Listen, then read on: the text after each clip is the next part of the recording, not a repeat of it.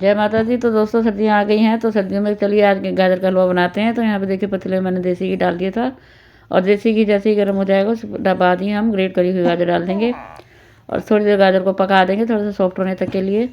और कंटिन्यू इसको चलाते रहेंगे, बिल्कुल भी ना छोड़ें, वरना अगर लग जाए तो हलवा बेकार भी हो सकता है। तो इसलिए कंटिन्यू इसको थोड़ी थोड़ी देर पे चलाते रहेंगे। और ये देखिए थोड़ी सी गाजर सॉफ्ट हो गई है, और सॉफ्ट होती है देखिए मैं यहाँ पे ड्राई फ्रूट डालूंगी।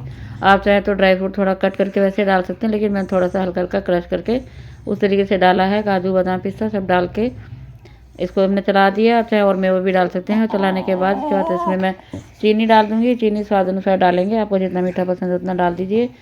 और चीनी गलने के बाद उसके बाद हम यहाँ पे डाल देंगे थोड़ा सा दूध, जितनी हमें रिक्वायरमेंट है। और ये देखिए हमारा गाजर का हलवा थोड़ा सा बनने को जब आ जाएगा तो हम यहाँ पे ग्रेट करी हुआ खोया डाल देंगे। खोया डालने के बाद यहाँ पे फिर से थोड़ा सा हम देसी घी डाल देंगे। और ये देखिए हमारा गाजर का हलवा बनके तैयार है।